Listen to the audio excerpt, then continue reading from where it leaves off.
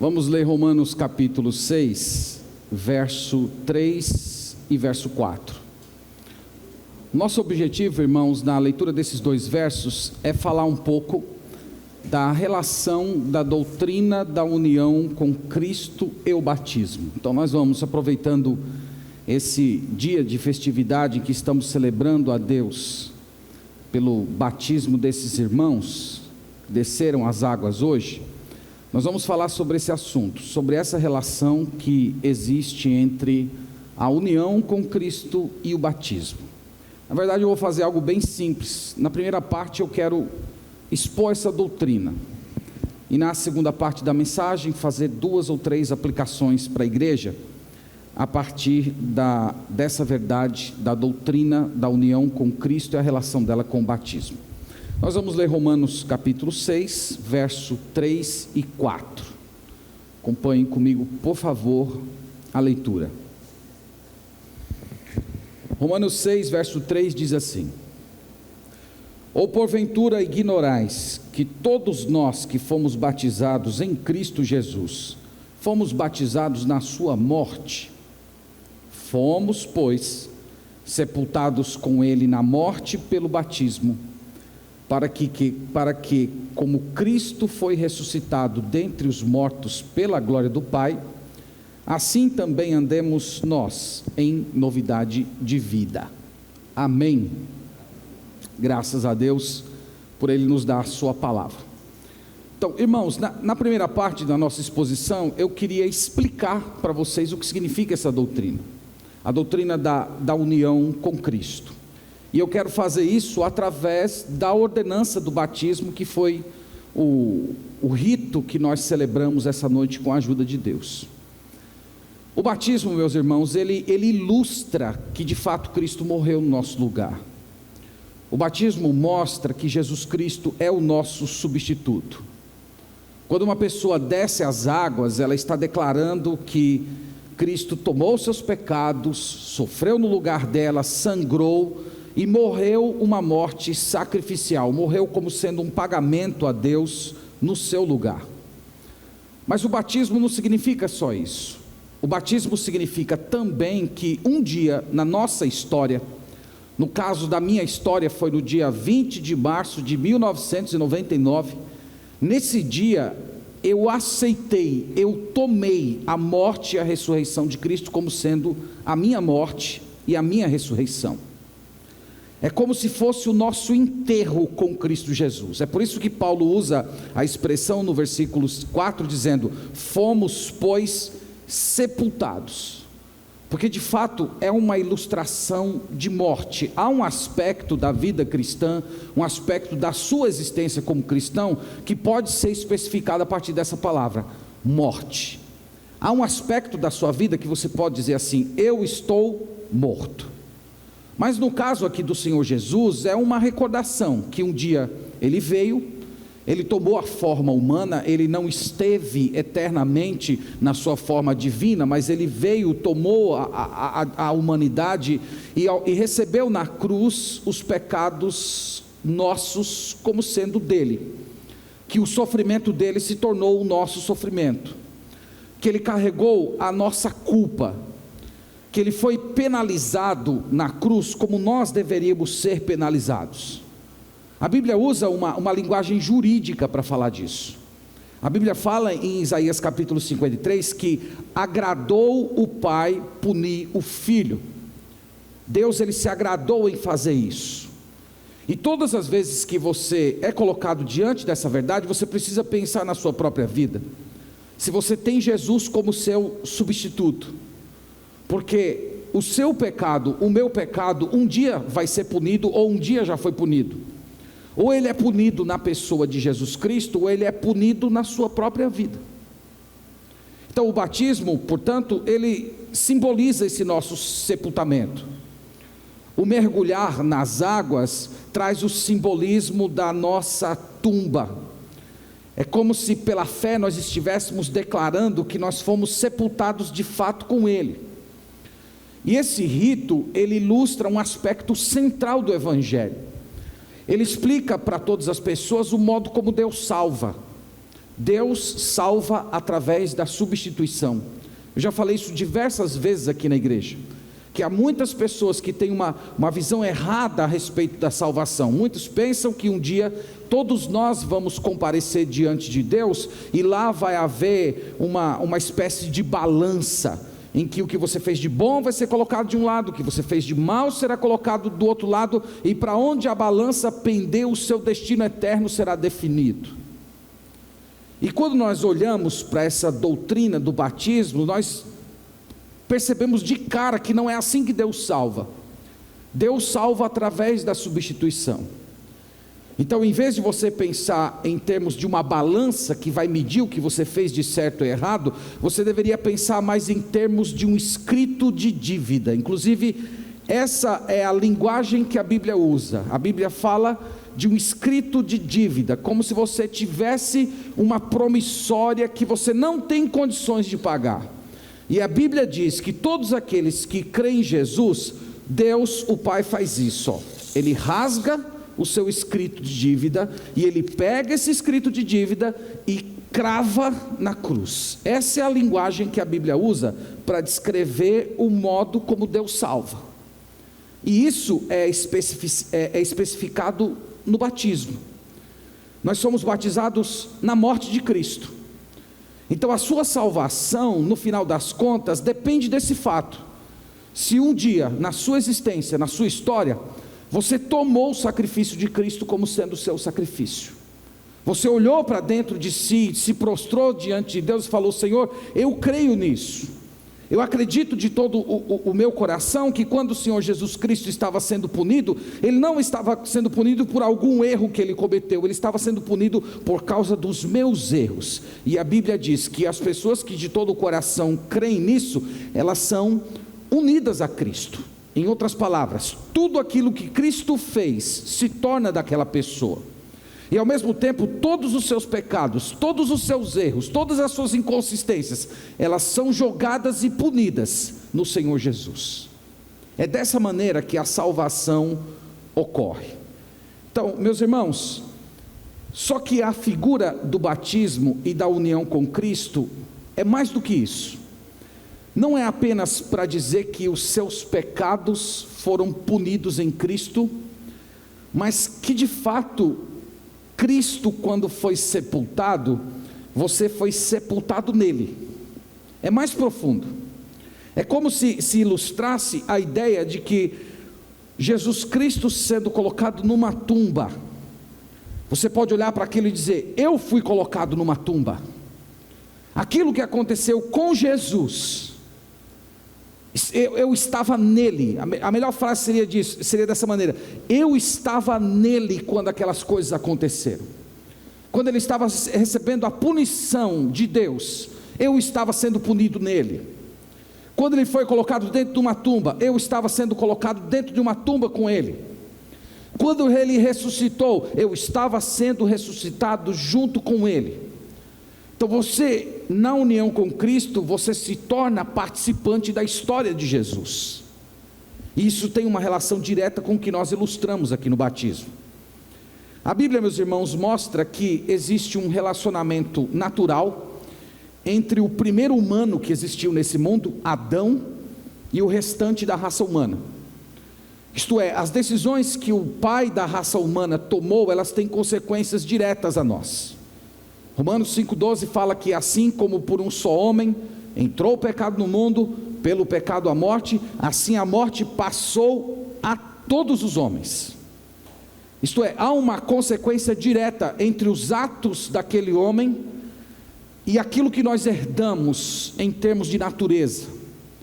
Nós herdamos uma natureza caída, nós herdamos uma natureza danificada. Nós vivemos num mundo que foi danificado. Você não precisa ser uma pessoa muito inteligente para você olhar para esse planeta e dizer: tem alguma coisa errada aqui acontecendo. E tudo isso se deve ao fato de que nós temos uma relação direta com aquele que foi o primeiro representante da raça humana, o primeiro Adão. Mas a Escritura, meus irmãos, fala a respeito de um segundo Adão. E através da morte dele, nós podemos ter uma relação direta com a história dele. Olha o que diz Romanos capítulo 5, versículo 15, ele fala a respeito dessa relação, dizendo assim: todavia, não é assim o dom gratuito como a ofensa, porque se pela ofensa de um só morreram muitos, aqui falando de Adão, muito mais a graça de Deus e o dom pela graça de um só homem, Jesus Cristo, foram abundantes sobre muitos. Então ele está mostrando essa dupla relação. O primeiro Adão, ele produziu morte. O segundo Adão, Cristo Jesus, produz vida. O primeiro Adão, você já é identificado com ele, você já é descendente dele desde o dia que você nasceu. O segundo Adão, para você se tornar parte da família dele, você precisa nascer de novo. Você precisa nascer da água e do Espírito. Portanto, quando uma pessoa é imergida nas águas, esse gesto é como se a pessoa estivesse dizendo o seguinte: deixe-lhe mostrar a vocês que eu creio que quando o Senhor Jesus Cristo morreu e ressuscitou, e esse morrer e ressuscitar eu ilustro através desse simbolismo de descer e subir das águas. Então, quando Cristo morreu e ressuscitou, eu estava nele, eu estava com ele naquele dia. Você acredita nisso? Só as pessoas que acreditam nisso é que um dia estarão com Deus no céu. Essa verdade, irmãos, é uma verdade cheia de conforto para a gente. Essa verdade, se você permitir que ela repouse no seu coração, ela vai criar em você uma espécie de horror pelo pecado. Você vai olhar para a sua própria vida e dizer assim: meu Deus, o meu pecado me condenava, eu estava espiritualmente morto, mas Cristo miraculosamente me fez viver. A única coisa que me resta agora é odiar esse pecado que um dia me matou, esse pecado que um dia matou meu Salvador. A única opção de vida que me resta é esse tipo de existência.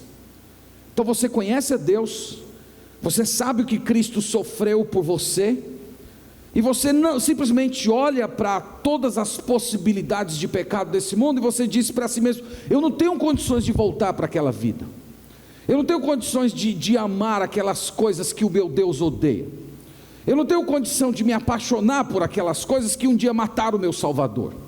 E tudo isso é ilustrado no batismo. Mas o batismo, nós vimos que ele não diz respeito apenas à morte, ele também diz respeito à ressurreição. Nós lemos isso em Romanos capítulo 6, versículo 4, quando o autor disse: fomos, pois, sepultados com ele na morte pelo batismo, para que, como Cristo foi ressuscitado dentre os mortos, pela glória do Pai, assim também andemos nós em novidade de vida. Então ele fala, do mesmo jeito que Cristo ressuscitou para uma nova vida, uma vida glorificada, uma vida num novo corpo, ele diz: o mesmo acontece com vocês, e isso é ilustrado no batismo. Se você está unido a Jesus, quando ele foi sepultado, você foi sepultado. Quando ele ressuscitou, você também ressuscitou. E é uma coisa muito gloriosa você pensar que você saiu desse estágio de condenado por causa da ressurreição do Senhor Jesus Cristo. E ele fala aqui que é uma ressurreição para uma vida nova, uma vida de santidade, uma vida de justiça, uma vida de alegria em Deus, uma vida em que Deus se torna o seu alvo, a sua paixão. Isso significa que você não pode mais desperdiçar a sua vida, você não pode mais viver como você vivia antes. Você agora tem uma vida espiritual fluindo dentro de você. A vida eterna já começou a acontecer dentro da sua alma, você já foi reaproximado do Pai. Isso significa que você não pode mais ser servo do pecado. Ele diz isso no capítulo 6, versículo 11. Veja o que ele diz a respeito da nossa relação com o pecado, depois que nós cremos em Cristo. Ele diz: assim também vós considerai-vos mortos para o pecado, mas vivos para Deus em Cristo Jesus. Quando você estava no primeiro Adão, você amava o pecado. O pecado era a sua alegria, o pecado te completava, o pecado dava sentido à sua existência. Mas a Bíblia diz: você foi morto, você foi enterrado, você foi sepultado com Cristo, você ressuscitou, tem um novo princípio operando no seu coração, tem vida eterna dentro de você, você é templo do Espírito Santo.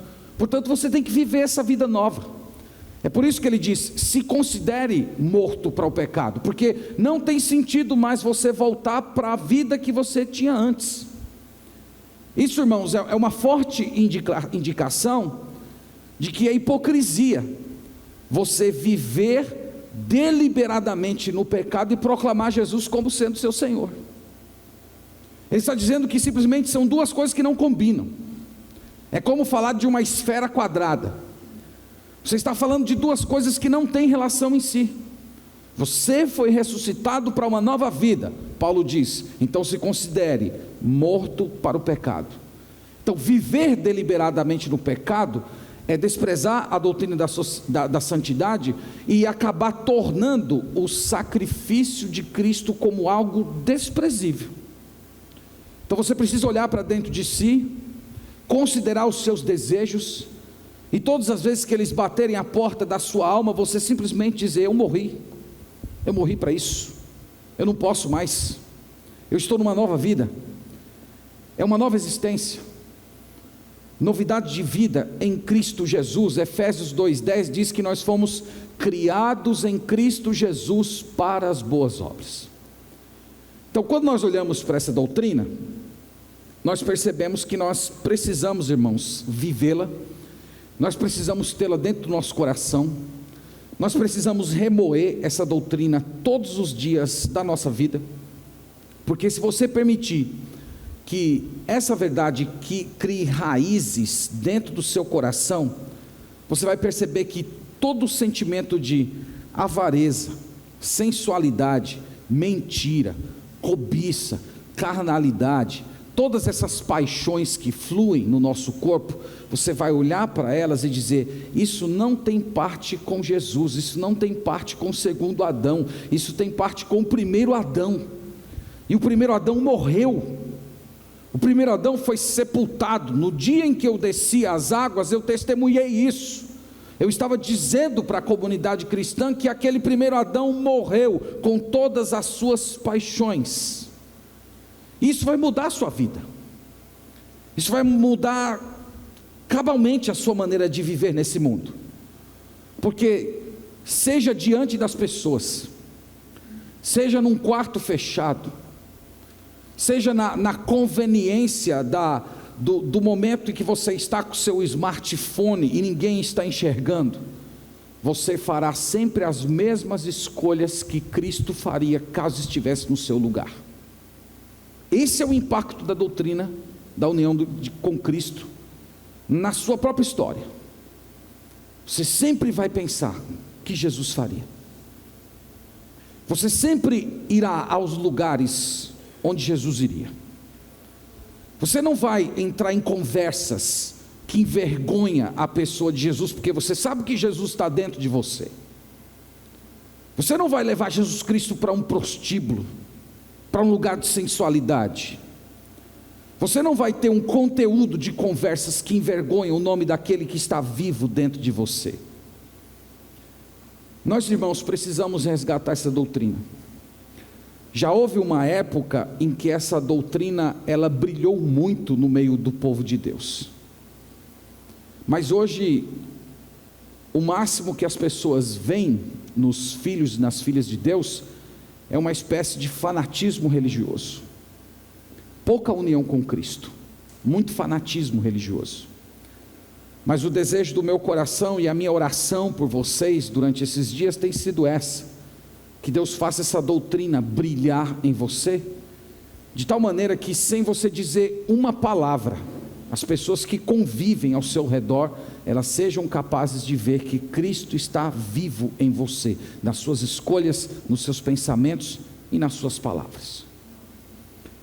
Agora, Deixe-me fazer uma aplicação dessa doutrina, né? Essa foi a exposição dela, mas eu queria agora, em segundo lugar, fazer uma aplicação dessa doutrina, pensando nos aspectos mais práticos da doutrina. Muita gente pensa que o estudo da doutrina bíblica é algo puramente intelectual, só para te dar aquela satisfação de ter mais conhecimento. Mas as doutrinas da Escritura não são assim. Elas afetam o modo como nós pensamos, enxergamos a vida e nos relacionamos com as pessoas e com o próprio Deus. A aplicação que eu faria dessa doutrina é que, irmãos, nós estamos de fato mortos para o pecado. Houve um dia na nossa história que, quando o pecado nos chamava, nós obedecíamos, nós seguíamos por onde ele nos levava. Ele mandava nos nossos membros, usando aqui a linguagem do apóstolo Paulo. Nós éramos servos, cativos. Nós pensávamos que nós éramos livres, porque nós fazíamos tudo aquilo que o nosso coração desejava. Mas um dia nós percebemos que esse ato de fazer tudo que a sua carne requer, de fato é a sua escravidão espiritual. E Deus nos fez entender isso, a graça mudou isso. E a partir de então nós passamos a recusar o pecado. É verdade que o pecado continua assediando a gente, ele nunca vai deixar de assediar enquanto nós estivermos aqui, mas ele nunca mais nos domina. É o que Paulo diz no capítulo 6, versículo 14. Olha o que ele diz, que palavra bela. Ele fala no capítulo 6, verso 14: porque o pecado não terá domínio sobre vós, pois não estáis debaixo da lei, e sim da graça. O pecado não vai dominar mais você, ele não vai ser mais o senhor da sua vida. Ele está lá, ele está te assediando, ele está tentando captar o seu coração. Algumas vezes você até tropeça nele, mas ele não é mais o senhor da sua vida. Ele não está mais sentado no trono da sua existência. A sua relação com o pecado hoje é uma relação em que ele é um tipo de um usurpador, um intruso, algo que você não tem alegria, que você não tem prazer efetivo nele. Na verdade ele é um fardo, um peso, é a razão de muitas das suas misérias, das suas tristezas, não do seu deleite. Você morreu para o pecado, você morreu também para todos os objetivos de vida pecaminosos. E esse é um outro impacto da doutrina da união com Cristo, porque você muda de objetivos. Os seus objetivos, eles não são mais resumidos a esse mundo: casar, ter filhos, carreira, ganhar dinheiro, se realizar profissionalmente. Esses objetivos, eles não esgotam mais a sua existência. Na verdade, esses objetivos só são meios de você chegar a um alvo final, que é o próprio Deus. Você vive para o Senhor.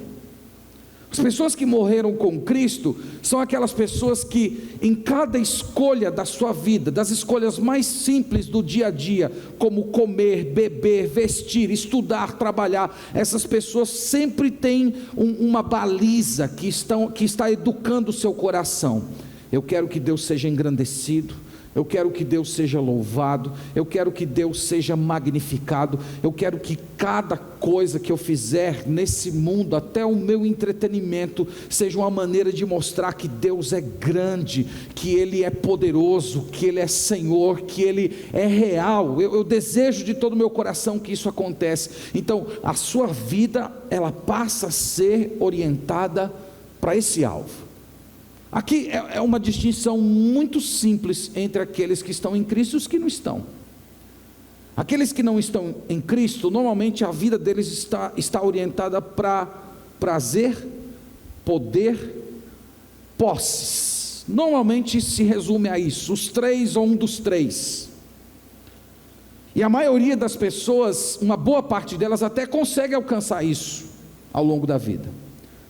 O problema é que no final das contas elas perdem a sua alma. As pessoas que estão em Cristo, elas vivem normalmente como todo mundo vive. Elas levantam de manhã, elas vão trabalhar, elas têm compromisso, às vezes tem escala de trabalho para cumprir, tem prova para estudar, tem conta para pagar, tem família para administrar. A diferença é que a existência está acima dessas coisas. Tudo que você está realizando nesse mundo tem propósitos eternos e espirituais. Deus é o eixo, tudo gira em torno do Senhor. Deus é a sua aspiração, seu desejo, sua paixão. Tudo está ligado, conectado a Ele. Irmãos, é muito bonito quando a gente olha o apóstolo Paulo escrevendo isso para os romanos. Essa carta que foi escrita para a igreja de Cristo que estava em Roma. Você que já estudou um pouquinho de história, você pode pensar um pouco como esses valores aqui foram impactantes para os romanos. Porque os romanos, desde cedo, eles eram criados para ser violentos. As crianças, desde a sua menor infância, elas eram levadas para o circo, assistir lutas de gladiadores, seres humanos se matando das maneiras mais violentas possíveis. Isso era um programa familiar, desejado.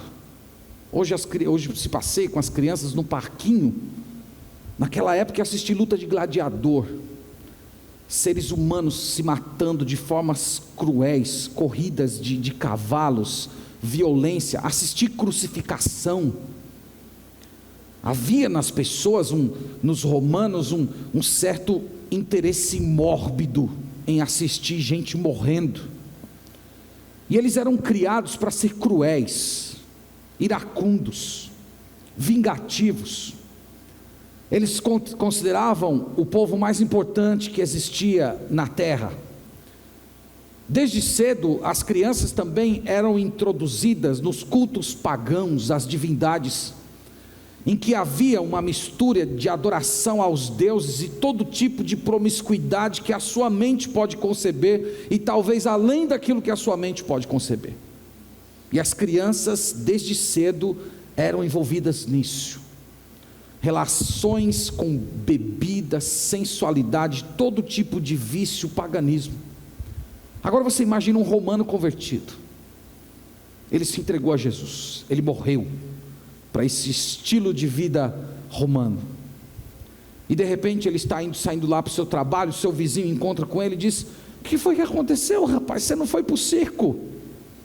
Você perdeu lá o bárbaro fenício arrancando as tripas de não sei quem, né? o MMA da Roma antiga, você perdeu essa semana.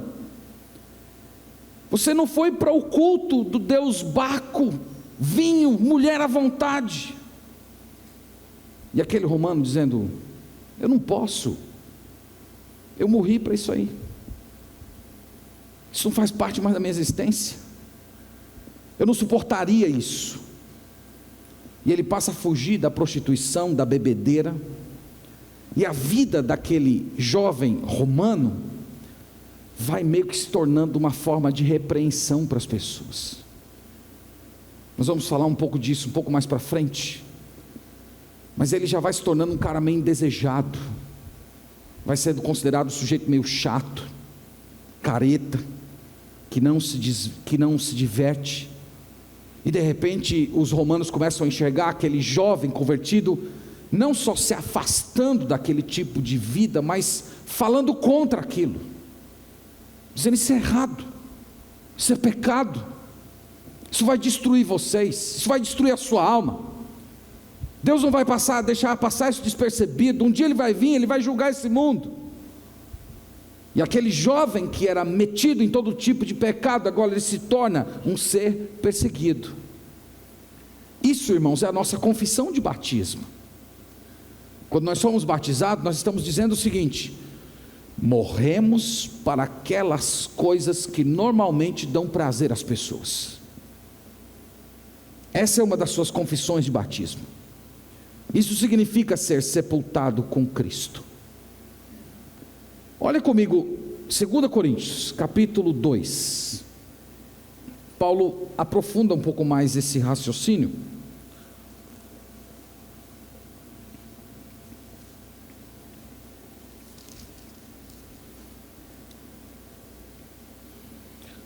2 Coríntios capítulo 2.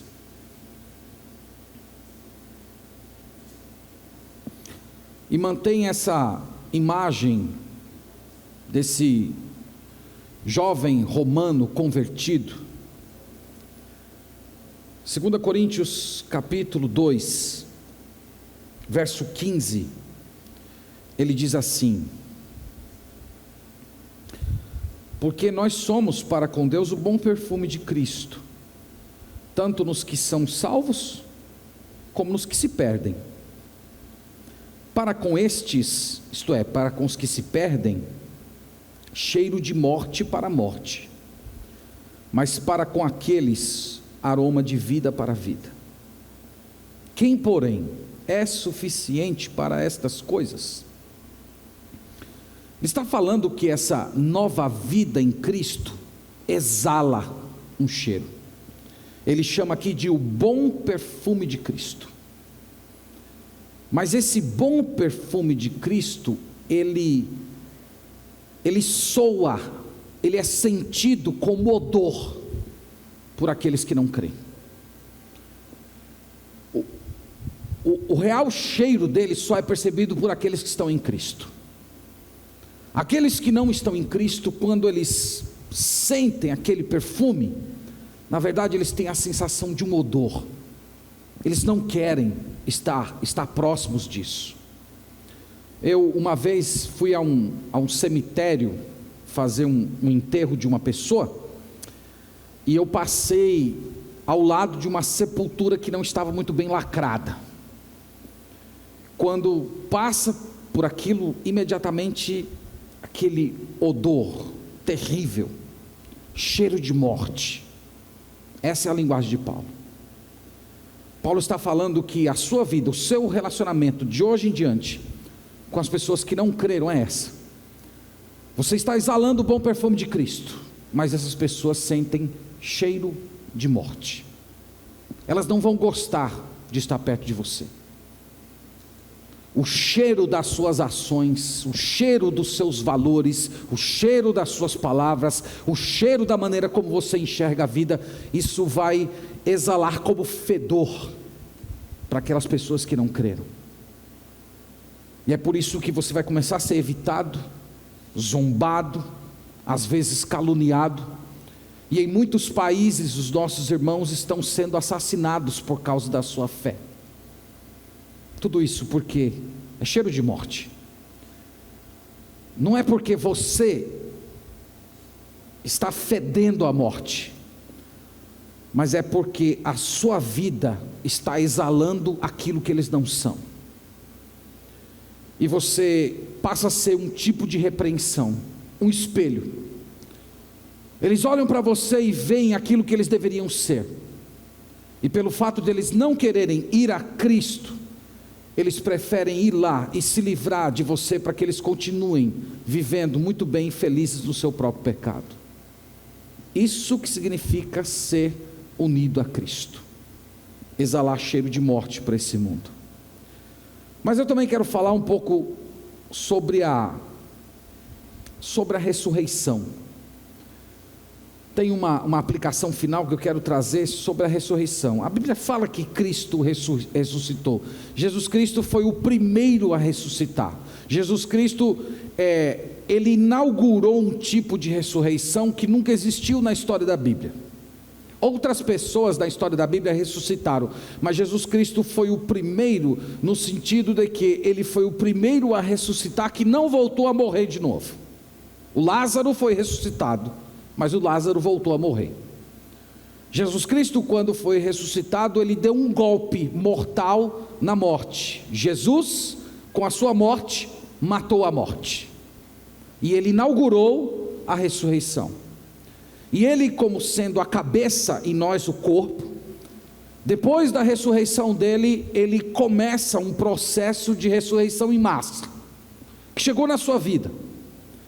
Essa ressurreição que ocorreu em você não é uma ressurreição física ainda, ela é uma ressurreição espiritual. É por isso que a Bíblia fala, você precisa nascer da água e do Espírito, senão você não vai ver a Deus. Ele diz em Efésios 2:1, ele vos deu vida, estando vós mortos em delitos e em pecado. Então, a vida eterna, a ressurreição, ela já começou na sua história.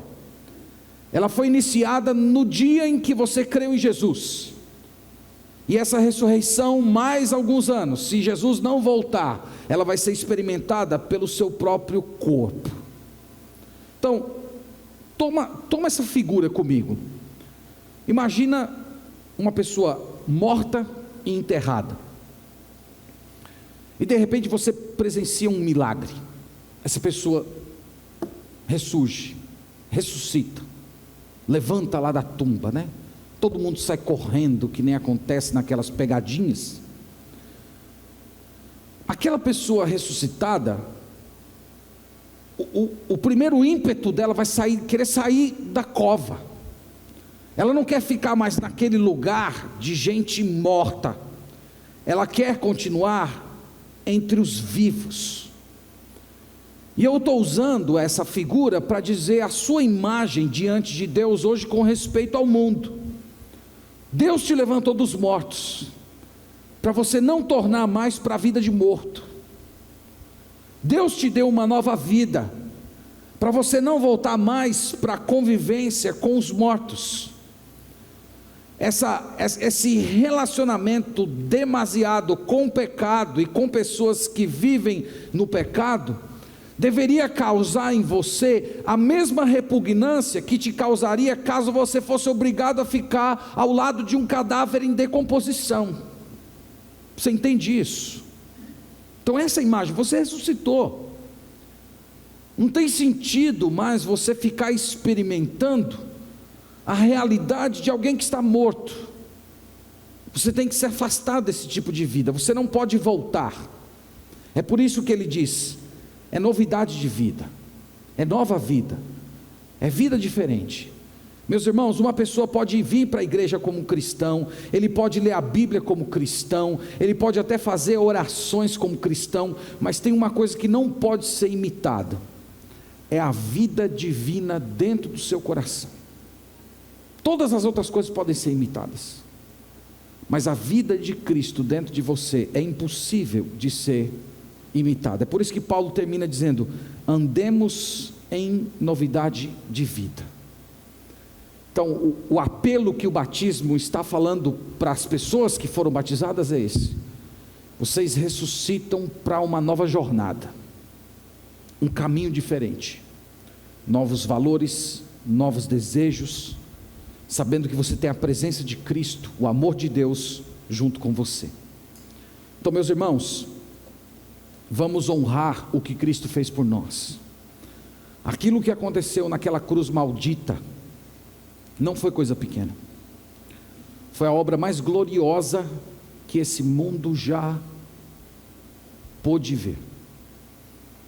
A obra que ocorreu na cruz é mais gloriosa do que qualquer outra obra que a gente possa conceber aqui nesse mundo, irmãos. Não tem comparação alguma com o que Cristo fez por nós.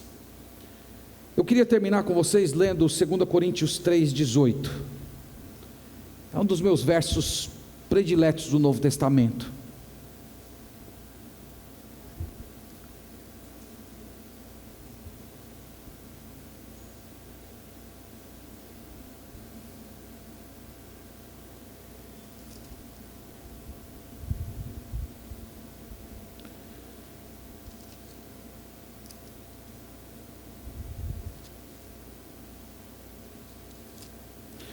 E todos nós, com o rosto desvendado, contemplando como por espelho a glória do Senhor, somos transformados de glória em glória, na sua própria imagem, como pelo Senhor, o Espírito. Aqui ele está fazendo uma referência àqueles acontecimentos do Monte Sinai. Se você for ler o capítulo todo, você vai ver que ele está contando a história de Moisés, que um dia subiu ao monte, ficou lá na presença de Deus, e a história bíblica diz que quando ele desceu do monte, a sua face estava brilhando, e todas as pessoas, ao verem a sua face brilhando, reconheceram que ele estava na presença de Deus, e o brilho do seu rosto era tão grande que ele ele obscureceu aquele brilho usando um véu. E ele diz assim, que hoje nós estamos com o rosto desvendado, isto é, a semelhança de Moisés, nós não temos mais um véu, nós estamos contemplando a glória do Senhor, sem a necessidade de subir no monte. Você não precisa mais subir no monte, você pode abrir as páginas da Escritura todos os dias e lê-la, e aqui a glória de Deus está brilhando, e à medida que a glória de Deus vai brilhando, o seu rosto vai sendo transformado, Cristo vai sendo formado em você. Então foi para isso que Cristo morreu, foi para isso que você um dia se batizou, para ilustrar: eu estou em Cristo, Cristo está em mim.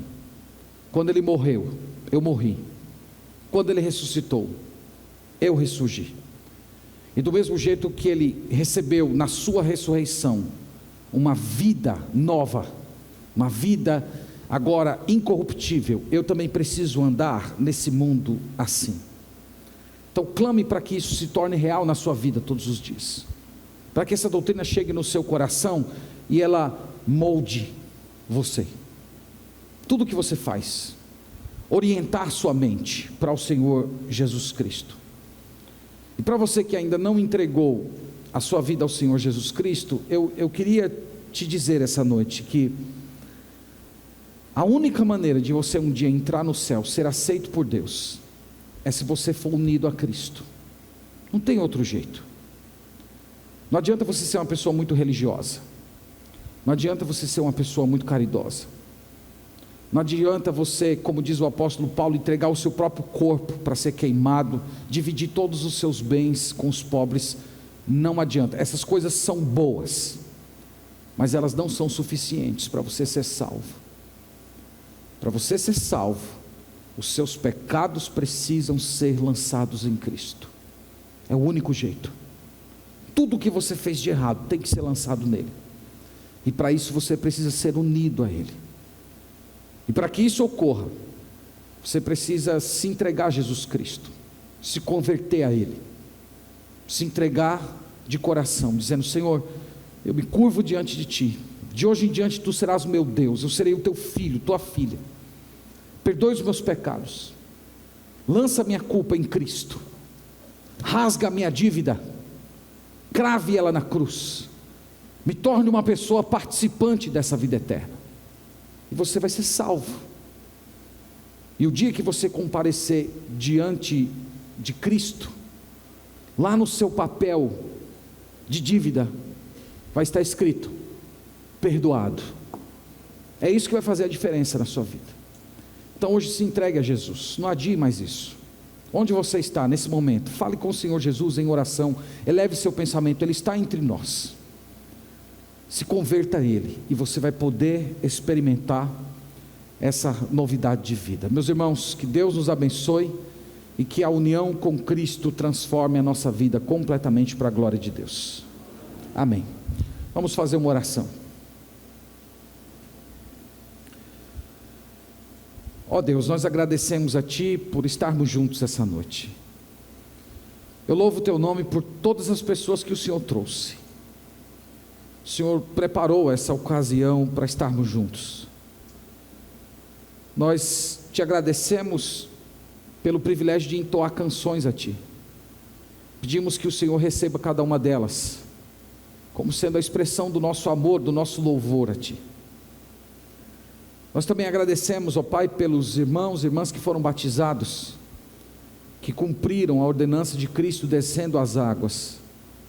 Clamo, ó Deus, para que essa obediência à ordenança de Cristo, no dia de hoje, venha continuar produzindo efeito na vida dessas pessoas, de tal maneira que elas prossigam comprometidas com o Senhor, em obedecer, em Te amar em todo momento da vida. Nós também Te louvamos, ó Pai, por esse grande mistério, que é a Tua união conosco, o Senhor se fazendo um conosco. Nós não merecemos isso, Senhor. Nós não merecemos ser participantes de Cristo. Nós não merecemos a glória de Cristo brilhando no nosso rosto. Nós não merecemos ter os nossos pecados lançados sobre Ele. Nós te louvamos por conta disso. Tudo que podemos fazer é te agradecer, Pai, e tentar com toda a força da nossa alma, mas segurados na Tua graça, em procurar viver uma vida santa nesse mundo, uma vida diferente, uma vida de pureza, de alegria, de contentamento. Ajude-nos, Senhor, que essa verdade da união com Cristo nos transforme, oriente a nossa mente para as coisas do alto. Liberta-nos, Senhor, de nós mesmos, dos nossos anseios, dos nossos desejos mesquinhos, pequenos. O Senhor oferece uma glória tão poderosa, tão grandiosa para nós, Senhor, e nós olhamos para a nossa vida e nos pegamos correndo atrás de coisas tão pequenas, insignificantes. Perdoa-nos, Senhor, toda a nossa fraqueza, e nós pedimos que de hoje em diante o Senhor, pelo Espírito Santo, oriente o nosso coração para as coisas do alto, para buscarmos o Teu reino e a Tua justiça em primeiro lugar. Faz isso, Senhor, na nossa vida, faz isso na nossa igreja. Certamente nós vamos glorificar o Teu nome, Pai. Essa é a nossa oração a Ti nesse dia, no nome do Senhor Jesus. Amém. Amém.